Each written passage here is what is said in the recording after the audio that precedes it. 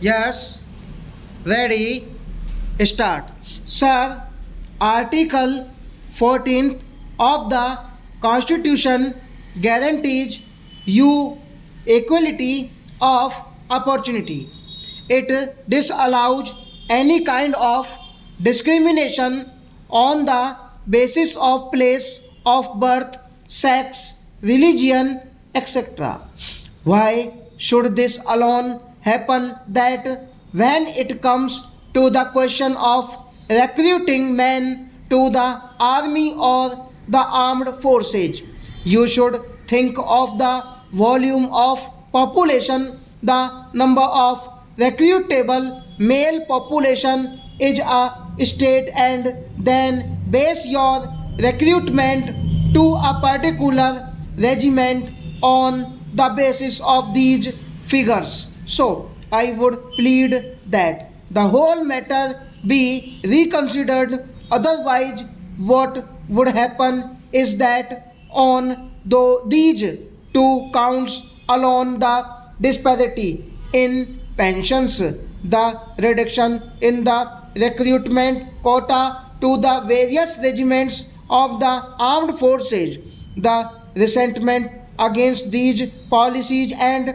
these procedures would continue to go on, and one day this can burst in such a big dimension that it will not be controllable. I would also plead for some other benefits to the ex-servicemen. For example, you have reserved 10% of posts or 15% posts in the various public sector undertakings, in the departments of the government of India, in the state governments for persons retired from armed forces. But have you ensured that the system of is working well?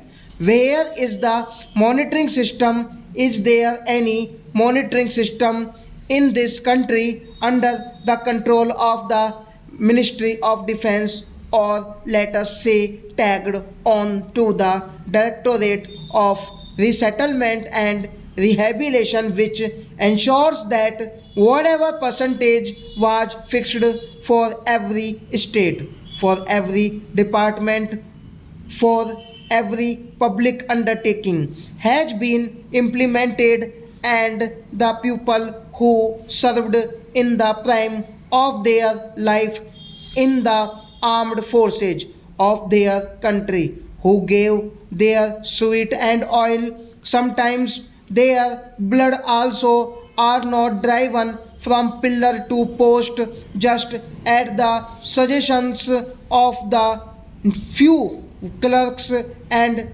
petty officials. They are the heroes of the armed forces, but they have to suffer the insults and injuries, and they have to suffer the inherents which you can not imagine. Here, all members of parliament, including the Minister of Defense, will award laurels to the armed forces. But when a man retires from the armed forces, he is driven from pillars to post. He is a man who has done his duty. He is the man who has dedicated the best years of his life to the cause of the nation. I would like to talk about the small benefits like setting up of CDS canteens. They should be ensured about them. There are large chunks of areas where they cannot find the necessities of life. Every suggestion that is made by the member of parliament here or made by any persons in the public life is scoffed at by bureaucrats because it has emanated from the representative of the public, because it has not come from the file of petty clerks. Therefore, I would plead that there should be system in which you not only look to the pupil serving in the armed forces, but you should look to the areas they are serving, and there should be development. If a person dies in the armed forces, his wife or mother in the village should be able to receive telegram or telephone call.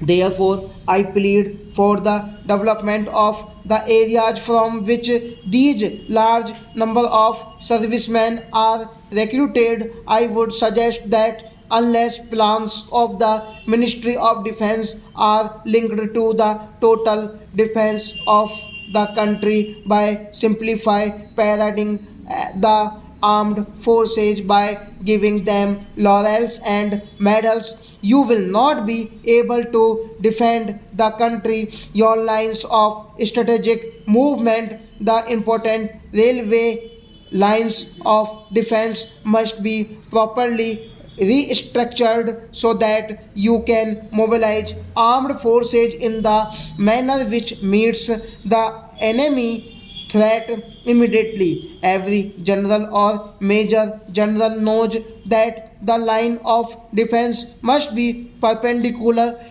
to the border with the enemy country. There is a railway line to Amritsar. The Ministry of Railways and the state government of Himachal Pradesh and Punjab have proposed that alternate line of defense must be constructed. This should be given due priority not only for the development of the region but also for the development of the country. You cannot move forces in the areas.